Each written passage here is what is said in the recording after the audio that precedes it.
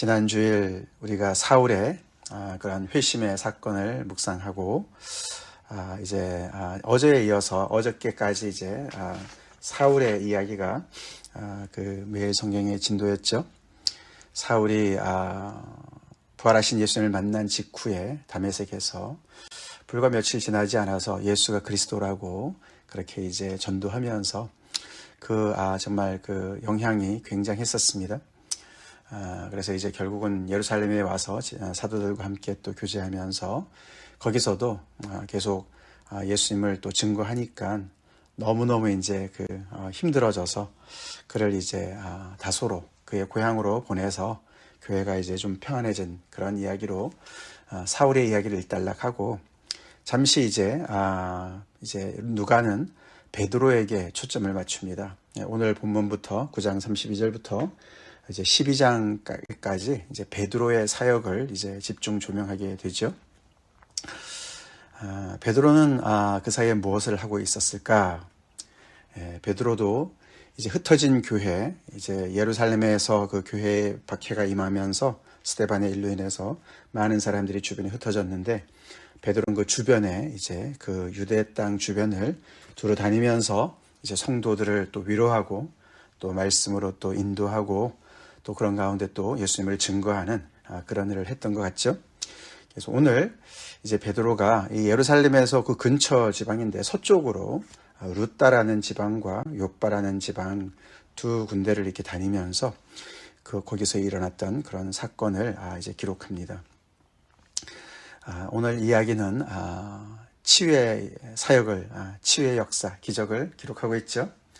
루따에서는 애니아라는 사람을 만나서 그가 중풍병으로 8년째 고생을 했는데 그를 고쳐서 온전하게 그렇게 만들어 주었습니다.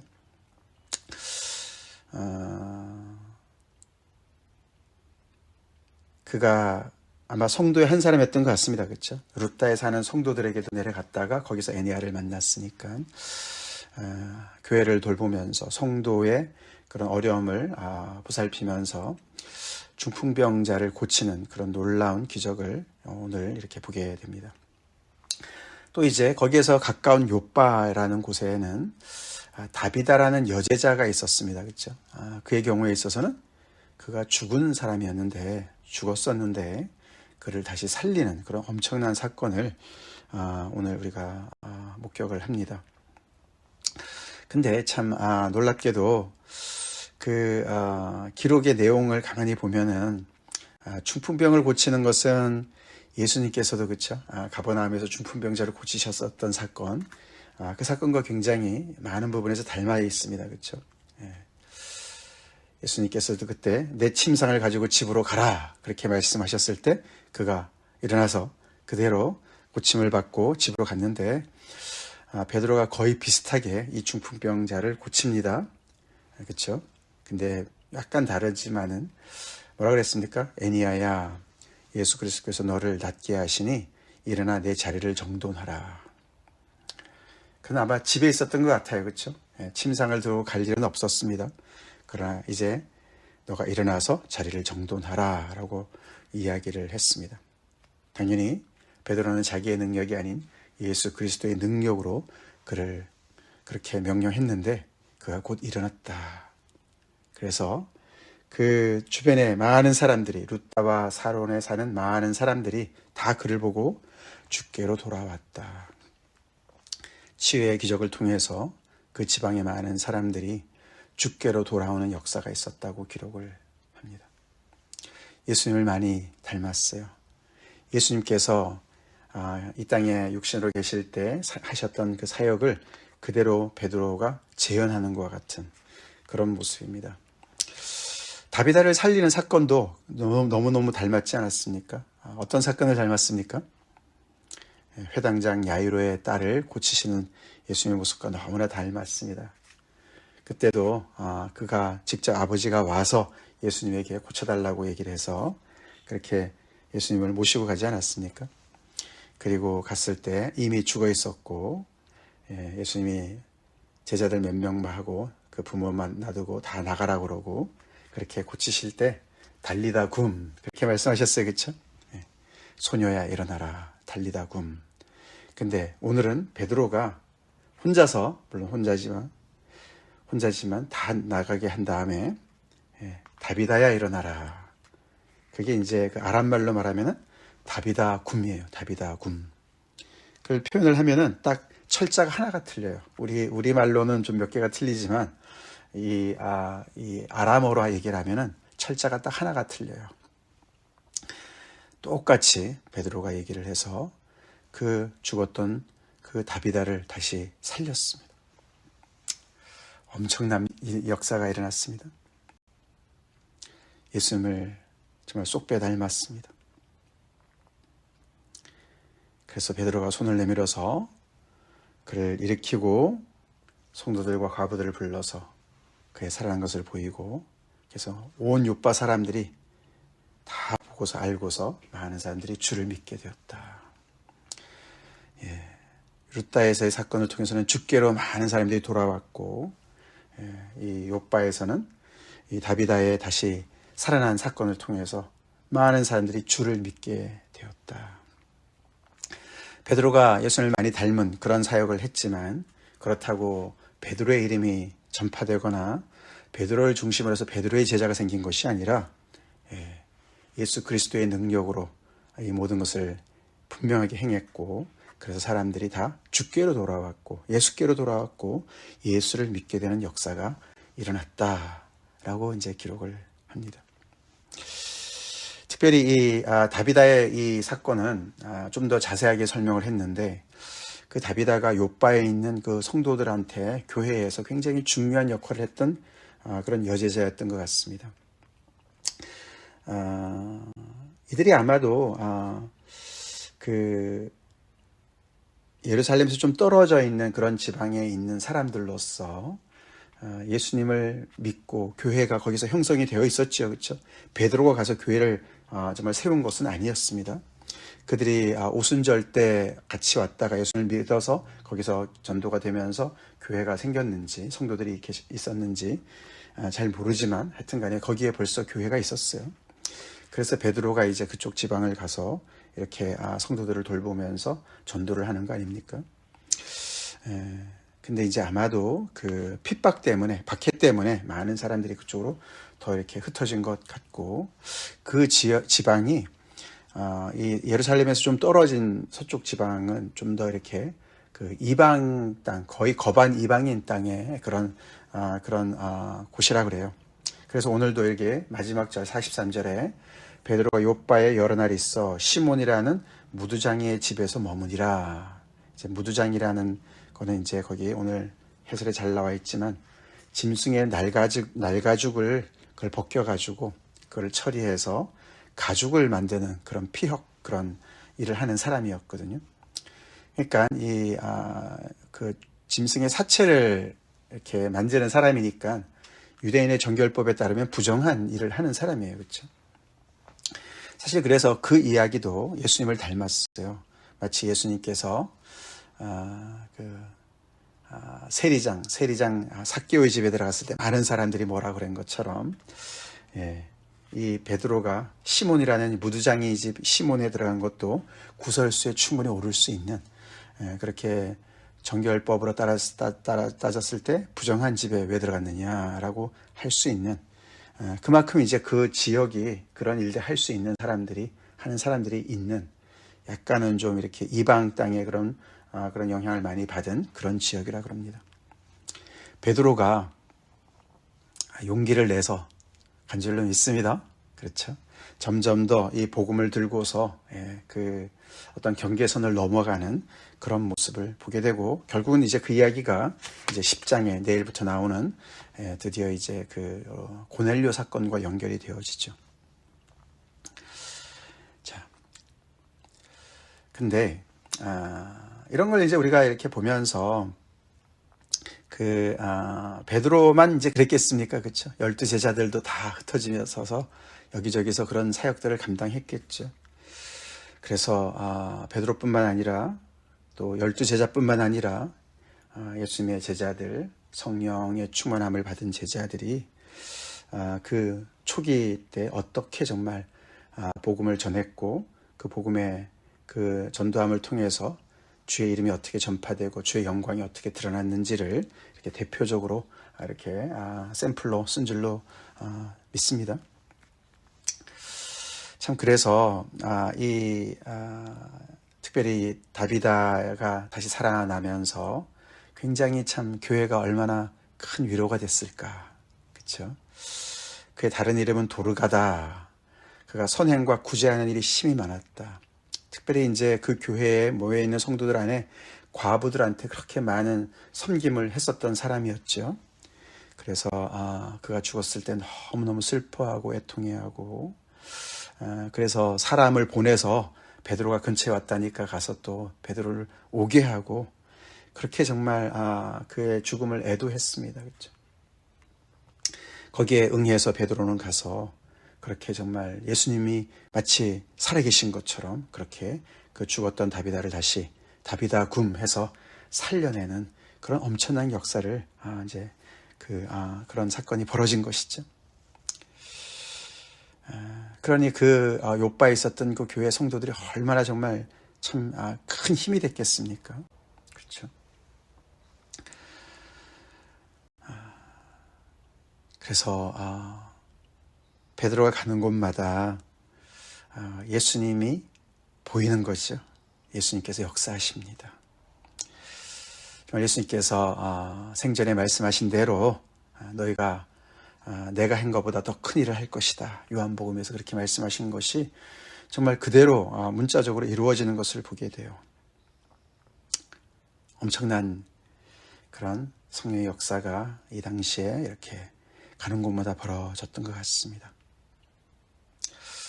그러니 그것을 보고 경험한 사람들이 왜 주께로 돌아오지 않겠습니까?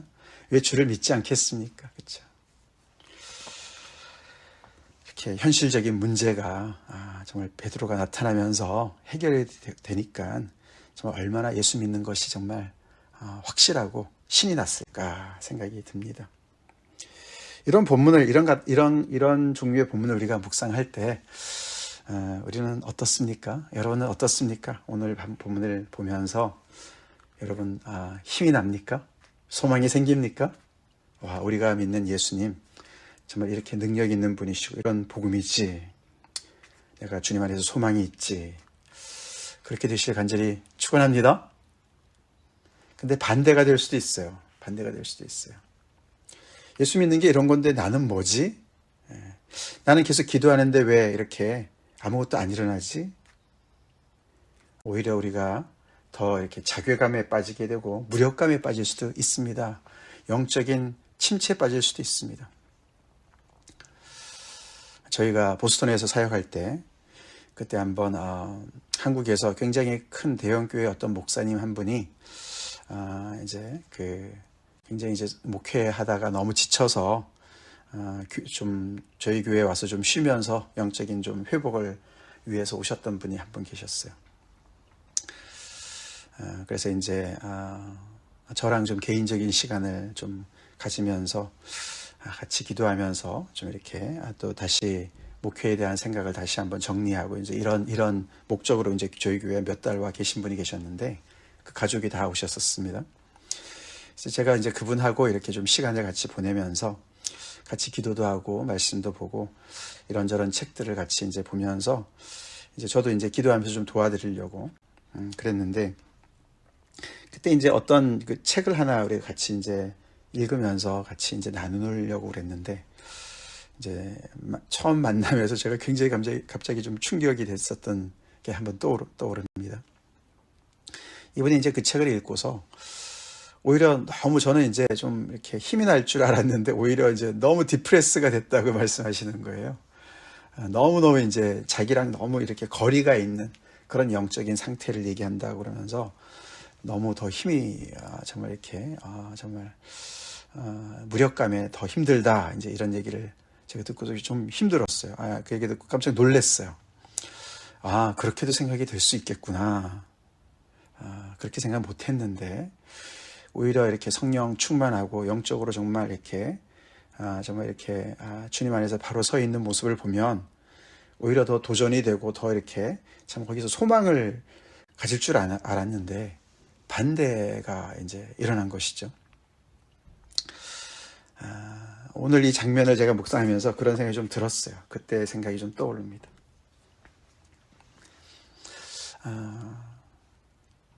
우리가 이제 이런 베드로가 오늘 가는 곳마다 이렇게 예수님이 마치 그와 함께 계시는 것처럼 예수님이 계실 때 일어났던 일들이 그대로 재현이 되는 걸 보면은 왜 지금은 이런 것이 안 될까? 내 믿음이 적어서 그럴까? 기적은 그때만 일어났나? 이제 이런 고민이 돼요, 그렇죠? 그런 고민을 우리가 해야 됩니다. 지금도 이런 기적이 일어날까? 일어나는데 우리 교회만 안 일어나는 것이 아닌가? 아니면은 선교지에만 아주 너무나 극한의 어떤 그런 환경에 사는 사람들, 그런 사람들한테만 일어나는 건가? 성령의 어떤 그런 기적과 이런 것들은 초대교회만 일어나는 것인가? 이제 이런 고민이 됩니다. 그렇죠? 고민이 됩니다.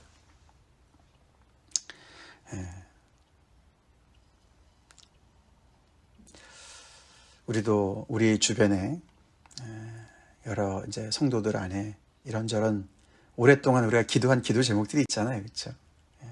어떤 건 몇 년이 됐고 어떤 건 몇십 년이 된 기도 제목도 있어요. 근데 이제 그런 기도가 왜 응답이 안 되나?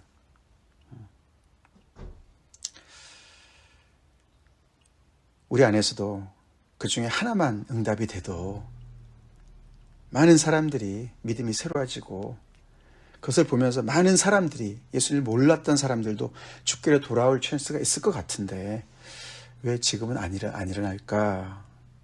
우리의 믿음이 적어서 그럴까? 여러 가지 이유가 있겠죠. 답이 있겠죠.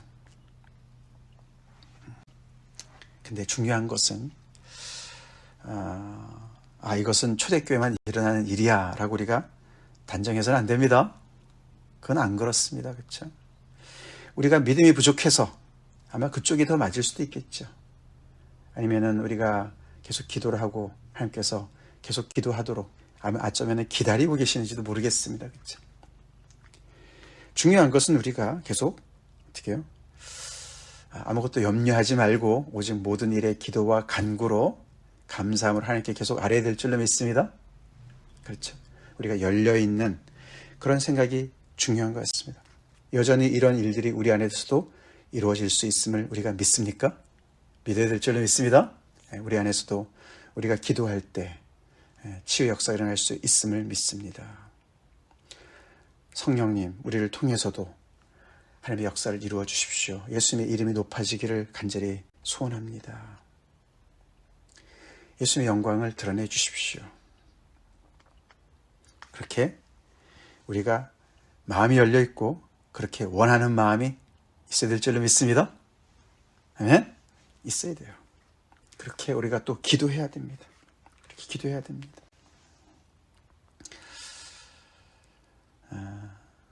그래서 이 사도행전의 말씀이 우리에게 영적인 강장제도 될 수 있지만 우리가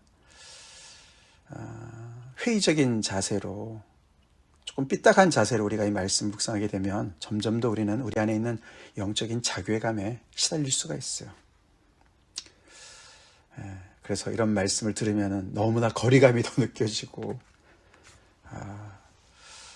내 믿음과 또 우리의 믿음을 또 우리가 우습게 여기고 참 오히려 그것이 우리한테 독이 될 수도 있는 그런 것을 보게 됩니다. 오늘의 이런 말씀을 통해서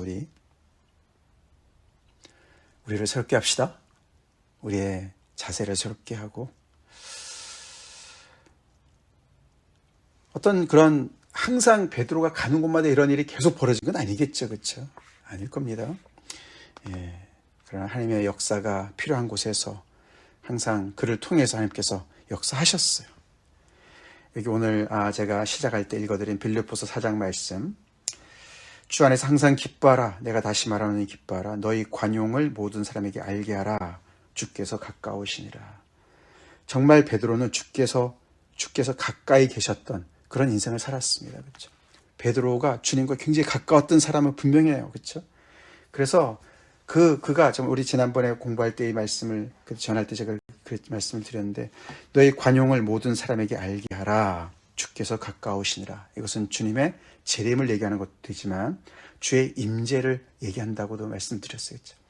주님이 늘 우리와 동행하고 계신다. 그런 뜻입니다.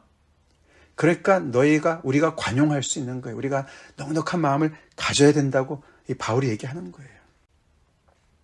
우리의 상황이 점점 더 어려워지고 이럴수록 우리는 우리의 마음이 오그라들고 조바심이 나고, 근데 성도들한테 그렇게 하지 말라고 얘기하는 것이죠. 빌립보 성도들한테. 주님이 너희와 함께 동행하고 계시는데 얼마나 너네가 여유롭고 넉넉하냐. 너네가 기도를 하는 것도 얼마나 확신 있게 기도할 수 있겠느냐. 그렇게 바울이 얘기하는 것을 우리가 다시 귀담아 들읍시다. 주께서 가까우시죠? 우리와 동행하고 계시죠? 그 믿음을 우리가 새롭게 합시다. 새롭게 합시다. 그리고 그 주님의 동행하심 속에서 우리가 그런 담대함과 관용함과 또 정말 늘 확신에 찬 기도와, 그래서 우리를 통해서도 주님의 역사가 일어날 수 있도록 우리 주변의 사람들이 예수 그리스도의 이름의 능력을 체험할 수 있고 그들의 문제가 해결될 수 있도록 우리 계속 믿음을 가지고 주님 앞에 나갑시다. 그렇게 기도합시다. 다 같이 기도하겠습니다. 하나님 감사합니다. 오늘 화요일 아침 또 우리가 한 주간을 새벽 예배로 시작합니다.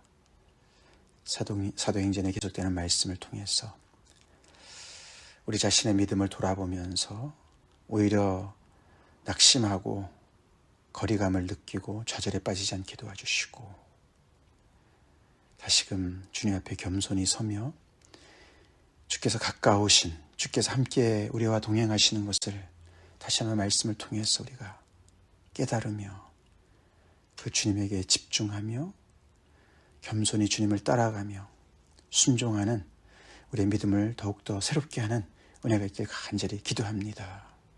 그래서 주님께서 우리와 함께 계시고 주님께서 우리를 통해서 아버지 역사를 이루시는 것을 보기를 간절히 기도합니다. 우리의 기도가 다시금 정말 아버지 확신에 찬 기도, 힘 있는 기도, 아버지 응답받는 그런 기도가 되게 하시고 우리의 삶 속에서 아버지 정말 관용을 나타내며 주의 사랑을 나타내며 아버지 주님의 능력을 나타내는 그런 놀라운 아버지 우리의 삶이 펼쳐지게 하여 주시옵소서. 우리 각자가, 우리 교회가 그렇게 아버지 새롭게 아버지 정말 참 예수 그리스도의 능력을 드러내는 그런 아버지 이 여름이 되게 하여 주시옵소서. 예수님 이름 받들어 간절히 기도 올려옵나이다. 아멘.